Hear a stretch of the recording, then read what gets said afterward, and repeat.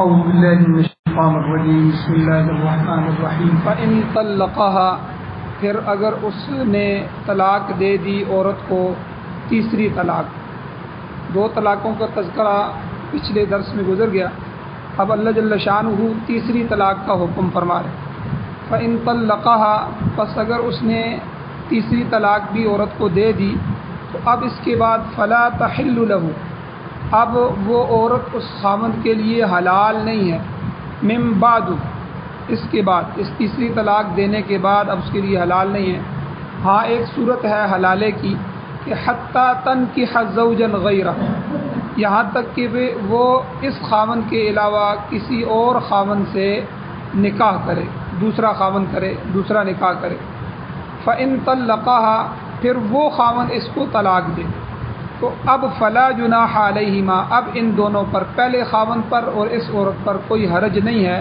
ان یتراجعا کہ وہ دونوں رجوع کر لیں، آپس میں دوبارہ نکاح کر لیں. ان ظنّا لیکن شرط یہ ہے کہ اگر یہ یقین کر لیں، گمان کر لیں کہ ان یقیما حدود اللہ کہ اب یہ وہ دوبارہ غلطی نہیں کریں گے، اللہ کی حدوں کو اب یہ قائم کر لیں گے.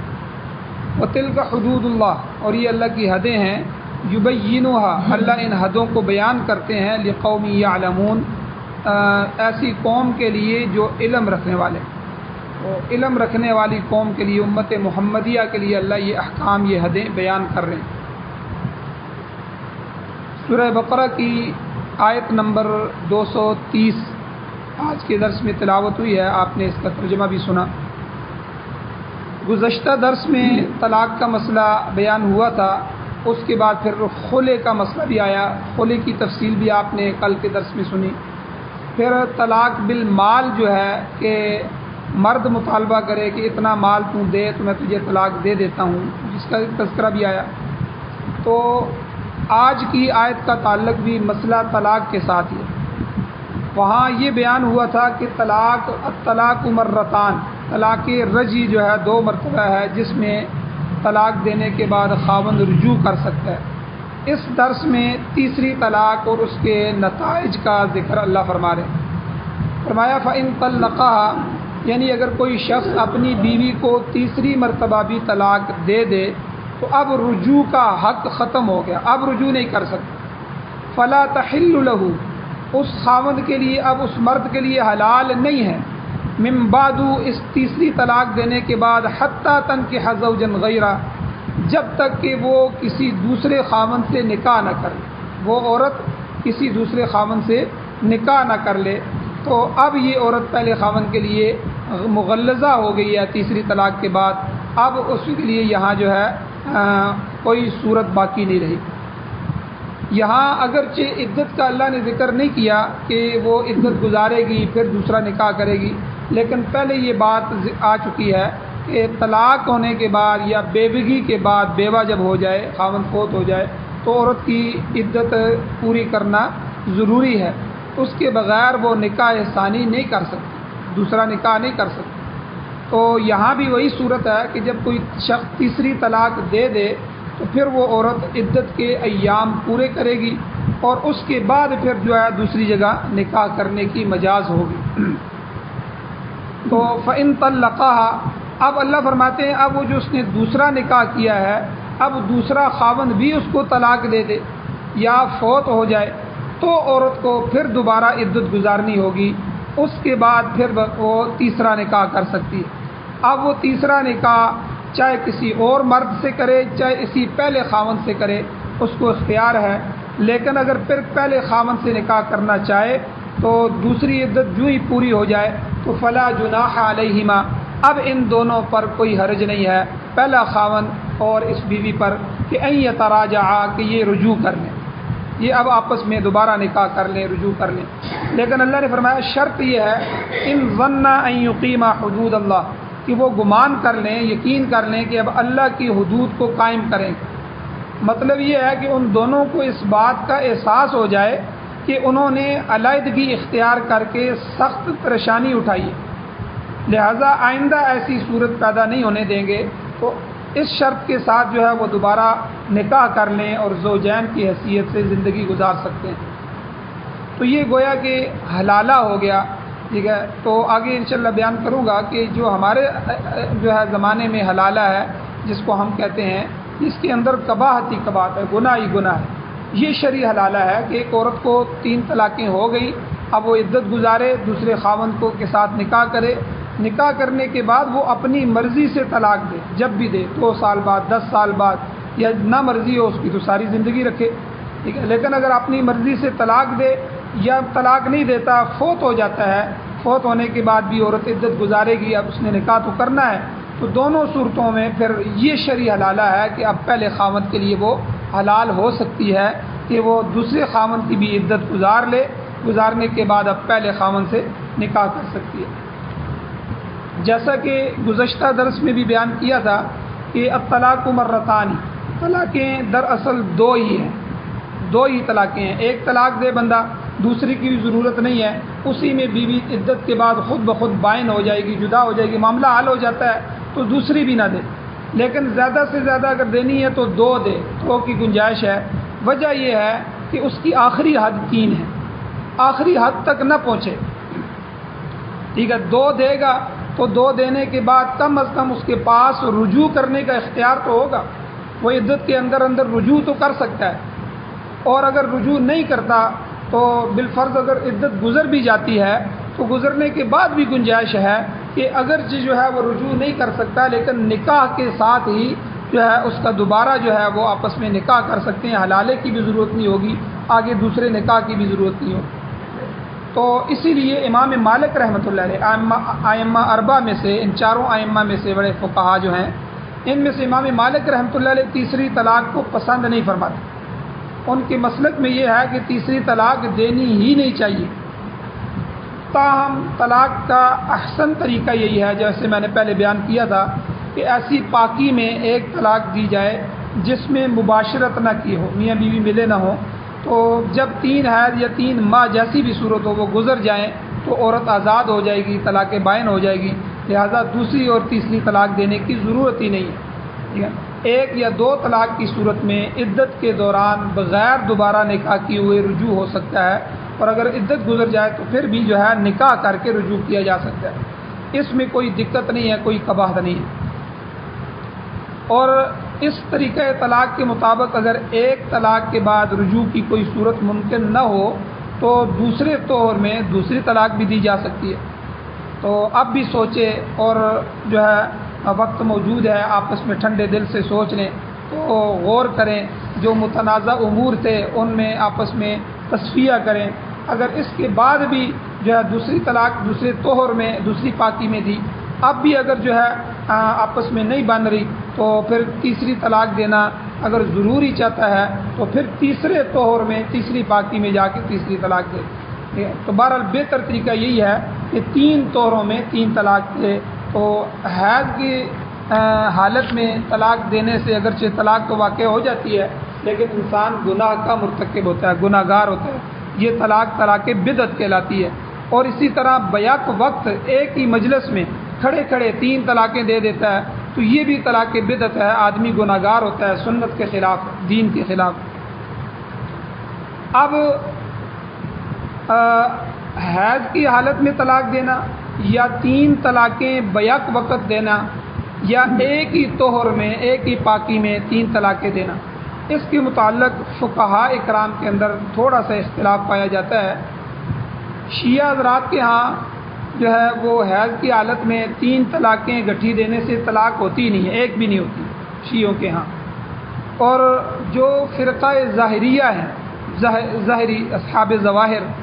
جن میں جو ہے اہل حدیث حضرات بھی آتے ہیں،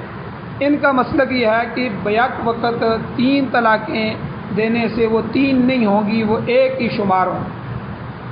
تو اور تیسرا مسلک جو ہے وہ ائمہ اربعہ کا ہے، 4 فقہا کے جو ہے وہ بھی متفق ہیں، اور صحابہ میں سے تقریباً اکثر صحابہ، سارے صحابہ اور تابعین تو سارے کے سارے متفق ہیں، اور جمہور ائمہ جتنے بھی ائمہ ہیں ان کی بھی تائید ہے۔ وہ کہتے ہیں کہ 3 طلاقیں بیک وقت دینا یہ طریقہ ہے تو غلط، ایسا نہیں دینا چاہیے، طلاق بدعت ہے، گناہ ہوتا ہے، لیکن ایسا کرنے والا اگر 3 طلاقیں دے دیتا ہے تو وہ تینوں واقع ہوں، ایک نہیں ہوگی، وہ تینوں کی تینوں واقع ہو جائیں گی، کیونکہ اس کا ارادہ بھی 3 دینے کا تھا، اس کا ارادہ ان طلاق کے معاملات کو ختم کرنے کا تھا، نکاح کو ختم کرنے کا تھا،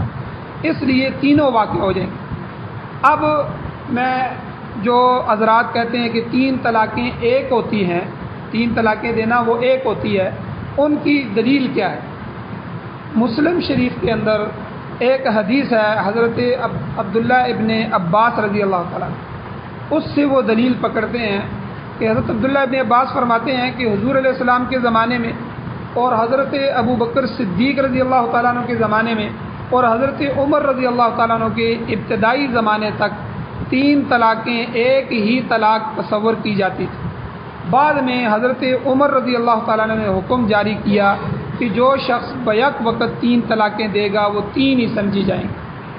اب اس حدیث کے متعلق سمجھ لیں اس کا جواب کیا ہے۔ اس حدیث کے متعلق جمہور فقہا اور ائمہ اکرام فرماتے ہیں کہ حدیث کی بہت سی قسمیں،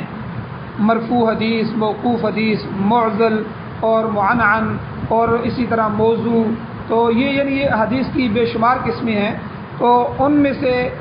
یہ جو قسم ہے، یہ جو حدیث ہے، یہ حدیث مرفوع نہیں ہے بلکہ موقوف ہے۔ اس کو تھوڑا اس طرح سمجھ لیں، ایک راوی ایک حدیث کو بیان کر رہا ہے، کرتے کرتے کرتے وہ کہتا ہے میں نے اس سے سنا، میں نے اس سے سنا، میں نے اس سے سنا، وہ کہتے ہیں میں نے پھر فلاں صحابی سے سنا، اس صحابی نے حضور علیہ السلام سے یہ بات سنی، تو یعنی یہ روایت ہے، اس کو روایت کہتے ہیں۔ تو یہ سند ہے، ایک سند۔ اب اس سند میں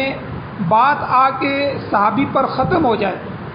تو اور آگے حضور تک نہ پہنچے، صحابی کہے، اپنا قول کہے کہ ایسا ہوتا تھا، ٹھیک ہے، وہ حضور کی طرف نسبت نہ کرے، تو اس حدیث کو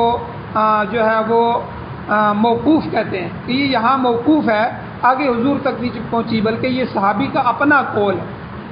تو مرفوع حدیث اسے کہتے ہیں کہ صحابی آگے یہ بات کہے کہ میں نے رسول اللہ صلی اللہ علیہ وسلم کو ایسا کرتے دیکھا، یعنی یا میں نے رسول اللہ صلی اللہ علیہ وسلم سے پوچھا، آپ نے یہ جواب دیا، یا رسول اللہ صلی اللہ علیہ وسلم نے سے کسی نے کوئی عمل کیا تو حضور نے اس پر خاموشی اختیار فرمائی، تو یعنی صحابی حضور تک اس کو لے کے جائے، اس کو جو ہے مرفوع کہتے ہیں۔ تو یہ حدیث مرفوع نہیں ہے، یہ حضرت ابن عباس رضی اللہ تعالیٰ عنہ کا اپنا قول ہے، اپنا بیان ہے کہ فلاں فلاں زمانے میں ایسا ہوتا تھا، تو یہ خود حضور علیہ السلام کا فرمان نہیں ہے، تو اس استدلال میں کمزوری ہے۔ تو اس حدیث کے برخلاف خود حضرت عبداللہ ابن عباس رضی اللہ عنہ کا اپنا مذہب اور فتویٰ یہ ہے کہ 3 طلاقیں دینے سے تینوں واقع ہو جاتی ہیں۔ دیکھیں حدیث وہ بات یہ بیان کر رہے ہیں، لیکن جب ان سے پوچھا گیا، مسئلہ پوچھا گیا، تو اپنا ان کا مذہب اور فتویٰ یہی ہے کہ جو آدمی 3 طلاقیں دے گا تو وہ 3 ہی شمار ہوں گے۔ اور اصول حدیث ہیں، حدیث کے بہت سے اصول ہیں، اصول حدیث میں یہ کلیہ ہے، یہ ضابطہ موجود ہے، جب کوئی راوی خود اپنی روایت کے خلاف فتویٰ دے یا کوئی راوی خود اپنی روایت کے خلاف عمل کرے گا تو وہ روایت ناقابل عمل ہو جائے گی، وہ کمزور ہو جائے گی۔ اس کی مثال میں آپ کو دیتا ہوں، حضرت ابو ہریرہ رضی اللہ تعالیٰ عنہ کی ایک حدیث موجود ہے، صحیح حدیث ہے، کہ جس میں وہ فرماتے ہیں کہ حضور خاتم النبیین صلی اللہ علیہ وسلم کا ارشاد ہے کہ اگر کتا برتن میں منہ ڈال دے، کتا برتن میں منہ ڈال دے تو برتن 7 دفعہ دھونا ضروری ہے، جس میں 1 دفعہ مٹی سے دھوئے اور باقی جو ہے 6 مرتبہ یا 7 مرتبہ جو ہے پھر پانی سے اس کو دھوئے۔ تو اب یہاں خود حضرت ابو ہریرہ رضی اللہ تعالیٰ عنہ کا اپنا فتویٰ کیا ہے، وہ کہتے ہیں جی صرف 3 دفعہ دھونے سے بھی برتن پاک ہو جاتا ہے۔ اب چونکہ کتے کا جو دہن ہوتا ہے، لعاب ہوتا ہے، اس میں جراثیم ہوتے ہیں، تو اس لیے 1 دفعہ مٹی بھی مل لی جائے تو بہتر ہے، ورنہ خالی 3 دفعہ پانی کے ساتھ دھو دیا جائے تو تب بھی کافی ہے۔ لہذا 7 مرتبہ دھونے والی حدیث ناقابل عمل ہو گئی ہے، کیونکہ اس کے جو راوی ہیں حضرت ابو ہریرہ رضی اللہ تعالیٰ عنہ، ان کا اپنا عمل اس کے خلاف۔ حدیث تو وہ 7 والی بیان کر رہے ہیں کہ 7 مرتبہ دھونا چاہیے، لیکن ان کا اپنا عمل اور فتویٰ جو ہے وہ اس بات پر ہے کہ 3 دفعہ دھوئیں تو تب بھی برتن پاک ہو جاتا ہے۔ تو یہ اصول حدیث میں لکھا ہوا ہے۔ لہٰذا یہ جو حدیث طلاق کے مسئلے میں بیان کی جاتی ہے، یہاں ایک تو جواب یہ ہے کہ یہ حدیث جو ہے موقوف ہے، مرفوع نہیں ہے۔ دوسرا جواب یہ ہے کہ یہ اصول حدیث کے خلاف ہے، کہ اصول حدیث یہ ہے کہ جب راوی خود صحابی جو ہے وہ ایک بات بیان کرتا ہے تو فتویٰ بھی اس کا عمل بھی اسی کے حساب سے ہونا چاہیے، لیکن اگر عمل اور فتویٰ اس کے خلاف ہو تو اس کا مطلب یہ ہے کہ وہ اس بات کو خود صحیح نہیں سمجھتے، یا حضور کا دوسرا قول بھی ان کے پاس موجود ہے جس کی وجہ سے وہ دوسری قول پر عمل کر رہے ہیں۔ تو اس لیے یہاں جو ہے اس کے علاوہ خود جو ہے حضرت عبداللہ ابن عباس رضی اللہ تعالیٰ عنہ کے پاس جو ہے روایت موجود ہے کہ ایک شخص آیا، اس نے کہا جی میں نے اپنی بیوی کو 3 طلاقیں بیک وقت دے دی ہیں، ایک ہی مجلس میں 3 طلاقیں دے دی۔ تو آپ نے برجستہ فرمایا، اس کو فوراً فرمایا عصیت ربک، تو نے اپنے رب کی نافرمانی کی، وبانت منک امرأتک، اور تیری عورت تجھ سے جدا ہو گئی، اب کوئی راستہ نہیں ہے، وہ تینوں کی تینوں طلاقیں تجھے پڑ گئی۔ اس سے بھی ثابت ہوتا ہے کہ حضرت عبداللہ ابن عباس رضی اللہ عنہ 3 طلاق کو 3 ہی تصور کرتے تھے۔ اسی طرح طحاوی شریف کے اندر یہ حدیث کی کتاب ہے، اس میں بھی ایک روایت موجود ہے حضرت عبداللہ ابن عباس رضی اللہ عنہ کی طرف کہ ایک شخص آیا اور کہنے لگا کہ میرے چچا نے اپنی بیوی کو یعنی میری چاچی کو 3 طلاقیں دے دی، اس کا کیا حکم ہے؟ حضرت عبداللہ ابن عباس رضی اللہ عنہ نے فرمایا ان عمک عصى اللہ، تیرے چچا نے اللہ کی نافرمانی کی، وَأَطَاعَ الشَّيْطَانَ، اور شیطان کی اس نے بات مانی، شیطان کی اطاعت کی ہے، وَلَمْ يَجْعَلْ لَهُ مَخْرَجًا، مگر اب اس کی خلاصی کی کوئی باقی صورت بچی نہیں ہے، اب اس کے لیے کوئی راستہ نہیں ہے، عورت کو طلاق واقع ہو گئی۔ اسی طرح موطا امام مالک رحمۃ اللہ علیہ، یہ بھی حدیث کی کتاب ہے، اس میں محمود بن لبید رضی اللہ تعالیٰ عنہ سے ایک روایت موجود ہے کہ آپ چھوٹی عمر کے صحابی ہیں، انہوں نے بتایا کہ ایک شخص نے عورت کو 3 طلاقیں گٹھی دے دی حضور علیہ السلام کے زمانے میں، تو حضور علیہ السلام نے فرمایا کہ اللہ کی کتاب کو کھیل بناتے ہو اور شغل بنا لیا ہے تم نے، مشغلہ بناتے ہو، یعنی حضور کا طریقہ تو یہ تھا کہ 1 طلاق دو یا دوسرے طور میں 2 دے دو، کسی کی ضرورت نہیں ہے، خود بخود طلاق بائن ہو جائے گی، تو تم یہ کیا کر رہے ہو، ایک ہی مجلس میں 3 طلاقیں دے رہے ہو، گویا کہ اللہ اور اس کے رسول کے ساتھ اور اس کے دین کے ساتھ مذاق کر رہے ہو، اللہ کی کتاب کے ساتھ کھیل رہے ہو۔ یعنی حضور سخت ناراض ہوئے، اور اتنے ناراض ہوئے کہ ایک شخص، ایک صحابی کھڑے ہو گئے، انہوں نے عرض کیا حضور مجھے بتائیں کیا میں اس کو قتل نہ کر دوں اس آدمی کو، مگر آپ صلی اللہ علیہ وسلم خاموش رہے، آپ نے مزید کچھ نہیں فرمایا مگر ناراضگی کا اظہار کیا۔ اس سے بھی حدیث سے معلوم ہوتا ہے کہ بیک وقت جو ہے طلاق ثلاثہ جو ہیں 3 طلاقیں دینے سے آدمی گناہگار ہو جاتا ہے مگر طلاق واقع ہو جاتی ہے۔ اسی طرح موطا امام مالک میں حضرت عبداللہ ابن عباس رضی اللہ عنہ ایک اور روایت ہے، ایک شخص آیا، اس نے کہا جی طلقت 100،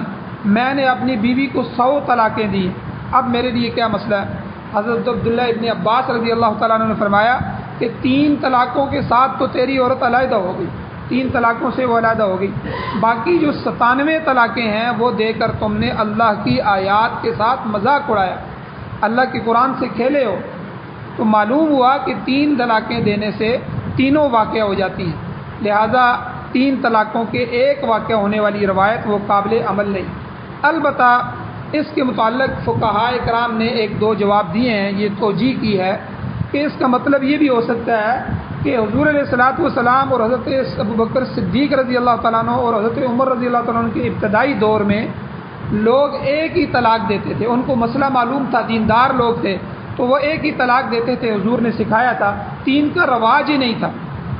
پھر جب لوگوں نے گٹھی 3 طلاقیں دینا شروع کی تو اب حضرت عمر سمجھ گئے کہ اجمی لوگ مسلمان ہو گئے ہیں، نئے نئے لوگ آ رہے ہیں اور جو بچے جوان ہو رہے ہیں، اب 3 طلاقیں شروع ہو گئی ہیں، تو حضرت عمر رضی اللہ تعالیٰ عنہ نے حکم دے دیا کہ جو شخص بیک وقت 3 طلاقیں دے گا تو وہ 3 ہی شمار ہوں گی، لہذا اب کوئی غلط فہمی نہ رہے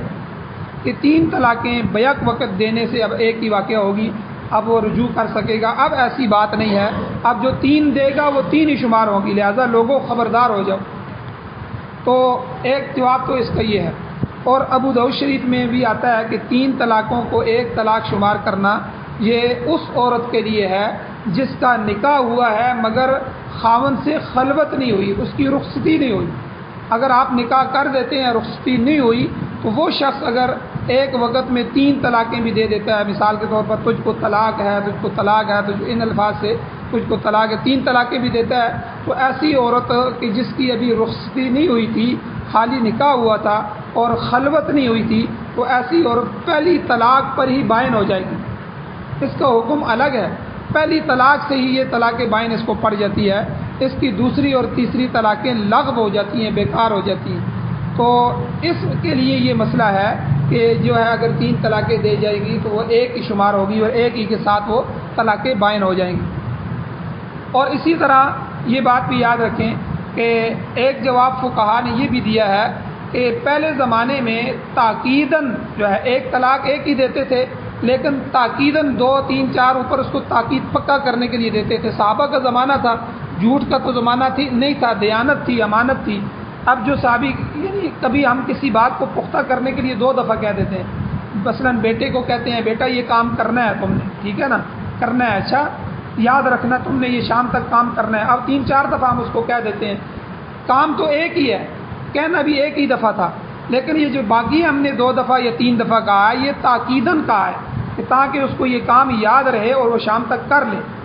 پھر اٹھتے اٹھتے دوبارہ کہہ دیتے ہیں اچھا یاد ہے نا میں نے تمہیں کیا کام کہا تھا، وہ کرنا ہے تم نے، ٹھیک ہے۔ پھر اسے جو ہے جا کے فون کرتے ہیں وہ کام کیا ہے کہ نہیں، وہ تم نے کرنا ہے۔ یہ جو ہے کام کا حکم ایک ہی دفعہ ہے، باقی تاکید ہے۔ تو یہ صحابہ کے زمانے میں جو ہے طلاق ایک دیتے تھے، باقی جو ہے وہ جتنی بھی طلاقیں اگر دیتے تھے وہ تاکیداً ہوتی تھی اسی طلاق کو۔ تو آگے صحابی سچے تھے اور عدل کا زمانہ تھا، امانت داری تھی، وہ آگے بتا دیتے تھے کہ طلاق تو ہم نے ایک ہی دی ہے، باقی تاکیداً ہے۔ لیکن جو زمانہ گزرا،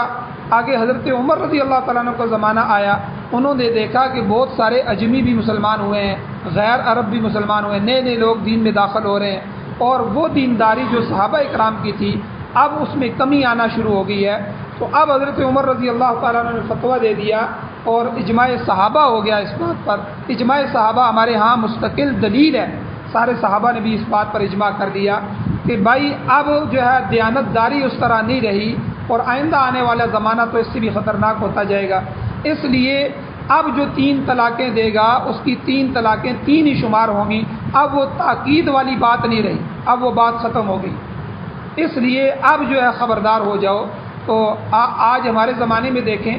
کہ 3 طلاقیں دے دیتے ہیں اور جو ہے اس کے بعد جو ہے وہ پھر فتویٰ ڈھونڈنے کی کوشش کرتے ہیں۔ جب ان سے پوچھا جائے کہ بھائی تم نے 3 طلاقیں دی ہیں تو کیا واقعی 3 سے بالکل فارغ کرنے کا ارادہ تھا، کہتے ہیں ہاں جی بالکل فارغ کرنے کا ارادہ تھا، تو بس غصے میں ہو گئی ہے، فلاں ہو گئی ہے۔ تو بھائی خود تمہیں پتہ ہے کہ تم 3 دے رہے ہو اور بیوی کو بالکل فارغ کر رہے ہو، بعد میں اگرچہ ہوش آ جائے لیکن مسئلہ تو تمہیں معلوم ہونا چاہیے تھا، تو تمہیں 3 نہیں دینی۔ جب 1 سے کام چل جاتا ہے، 2 سے کام چل جاتا ہے تو 3 طلاقیں تم نے کیوں دی ہیں؟ تو یہاں ایک بات تو یہ جو ہے چند ایک دلائل ہیں جو میں نے آپ کے سامنے اس کے رکھے ہیں، اور دوسری بات یہ سمجھ لیں یہ جو قرآن مجید نے حلالہ بیان فرمایا، اس آیت میں اللہ نے حلالہ بیان فرمایا، حلالہ شرعی حلالہ کیا بیان فرمایا کہ فَإِن طَلَّقَهَا، اگر وہ خاوند تیسری طلاق بھی دے دے تو فَلَا تَحِلُّ لَهُ مِن بَعْدُ، اس تیسری طلاق کے بعد اب عورت اس کے لیے حلال نہیں ہے۔ ہاں ایک صورت ہے حتیٰ تنکح زوجا غیرہ، یہ عورت کسی دوسرے خاوند سے نکاح کرے اور جو ہے اس کے بعد فَإِن طَلَّقَهَا، اب وہ دوسرا خاوند اس کو طلاق دے تو اب فلا جناح علیہما، اب ان دونوں پر، پہلے خاوند پر اور اس بیوی پر کوئی حرج نہیں ہے کہ ان یتراجعا، کہ وہ دونوں رجوع کر لیں، دوبارہ نکاح کر لیں۔ یہ شرعی حلالہ ہے، ٹھیک ہے، کہ اگر 3 طلاقیں ہو جاتی ہیں اس کے بعد آپ اس بچی کا یا اس عورت کا نکاح دوسری جگہ کروائیں، اور وہ کروانے کے بعد وہ خود بخود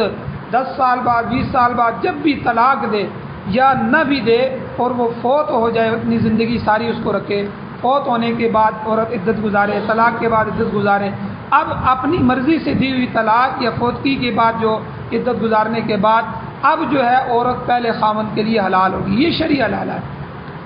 اب مروجہ جو حلالہ ہے ہمارے ہاں جس کا رواج ہے، یہ جو صورت ہے یہ گناہ کبیرہ ہے، یاد رکھیں۔ یہ جو حلالہ مشروط ہے، شرط لگائی جاتی ہے نکاح کی کہ بھائی تم نے یہ حلالہ کرنا ہے، ہم تمہارے ساتھ اس کو نکاح کروا رہے ہیں، لیکن تم نے اس کو 1 رات رکھنا ہے، اگلے دن تم نے طلاق دے دینی۔ یاد رکھتے ہیں کہ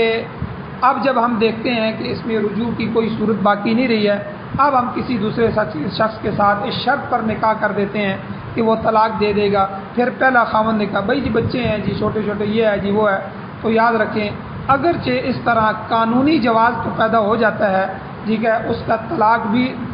جو ہے وہ مان لی جائے گی اور دوبارہ نکاح بھی ٹھیک ہو جائے گا، لیکن مسئلہ یہ آدمی سخت گناہ گار ہوگا، کیونکہ اس طرح کی شرط رکھنا، نکاح کی شرط رکھ کے جو ہے دوسرا نکاح کروانا، ٹھیک ہے، یہ گناہ کبیرہ ہے۔ ایسے حلالے پر اللہ کی نبی نے لعنت فرمائی، اللہ کے نبی نے فرمایا لعن اللہ نے لعنت فرمائی المحلل والمحلل له، حلالہ جو ہے کرنے والے اور حلالہ کروانے والے پر، دونوں پر جو ہے اس طرح کا حلالہ، یہ شرعی حلالہ نہیں ہے، وہ تو نکاح ہوتا ہے جب مرضی طلاق دے یا خامن فوت ہو جائے، یہ شرعی حلالہ۔ یہ جو ہم حلالہ شرط کے ساتھ کرواتے ہیں، یہ حلالہ، اس کو جو ہے حضور نے فرمایا اللہ تعالیٰ اس حلالہ کرنے والے اور جس کے لیے حلالہ کیا گیا ہے، ان دونوں پر اللہ تعالیٰ کی لعنت ہو، اللہ لعنت فرماتے ہیں۔